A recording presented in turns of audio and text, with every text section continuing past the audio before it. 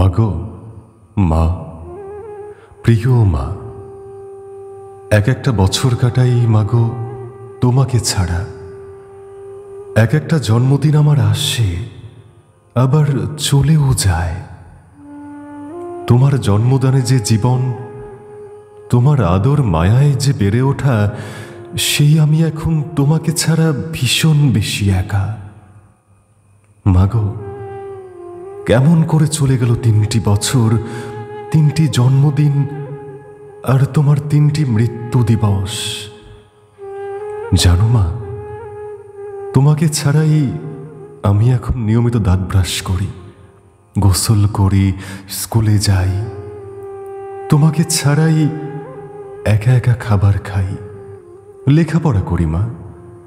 খুব একটা মন বসে না পড়ায়, কিন্তু তুমি যে আমায় বড় মানুষ হতে বলেছ, তাই মন না বসলেও মনকে বসিয়ে রাখি জোর করে। আমাকে যে বড় ডাক্তার হতে হবে মা। আমি যদি তোমার মতো ক্যান্সারে আক্রান্ত একটা মাকেও বাঁচাতে পারি, সব পারলেও আমি মাগো তোমাকে ছাড়া ঘুমাতে পারি না। কেন ঘুমাতে পারি না মা? তুমি কি তা জানো? তাহলে শোনো, তুমি যে আমার ঘুমগুলো নিয়ে ঘুমিয়ে গেলে মা, এমন কি তারা ছিল তোমার? নিজের ঘুম, আমার ঘুম, বোনের ঘুম নিয়ে তুমি ঘুমিয়ে গেলে। আমি জানি মা, তোমার আমাকে ছেড়ে যেতে ইচ্ছে করেনি। কি কষ্টটাই তুমি পেলে মা, শেষ কটা মাস। আহ, কি নিদারুণ দহন পীড়ন তোমার শরীরে, তোমার পেটের মধ্যে। মাগো, ওই পেটে তো আমিও ছিলাম। আমি তোমার জন্য কিছুই করতে পারলাম না।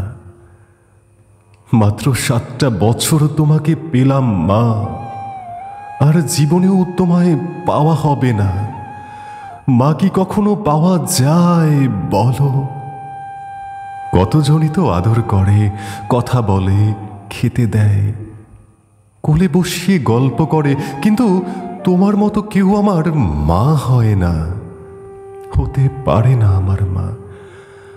বাবাটাও কেমন প্রাণান্ত চেষ্টা করে মা হতে, তোমার অভাব পূরণ করতে, করেও। কিন্তু বাবাকে বুঝতে দেই না যে বাবা, তুমি তো আমার মা হতে পারো না। তুমি তো জানতে মা, আমি যে আর কোনো দিনও ভালো থাকতে পারবো না। তুমি আমাকে যা যা বলে গেছ, আমি তো সব কিছুই করি মা। তবুও কেন যেন সব কেমন এলোমেলো হয়ে যায়। মাগো, মাগো, তুমি কি আমাকে দেখতে পাও? তোমাকে আমি দেখতে পাই না মা। তাই প্রতি রাতে জেগে জেগে আল্লাহকে বলি, তোমার কাছে তিনি যেন আমায় নিয়ে যায়। তুমি তো বলেছিলে, রাত জেগে আল্লাহকে ডাকলে তিনি তা কবুল করেন। আমি তাই ঘুমাতে পারি না, আমি তাই ঘুমাতে চাই না মা। আমি যে খুব তাড়াতাড়ি তোমার কাছে যেতে চাই, তোমার বুকে যেতে চাই মা। মাগো, মা, আমাকে একবার বুকের মধ্যে নাও না মা। মাগো, মা, আমাকে একবার বুকের মধ্যে নাও না মা।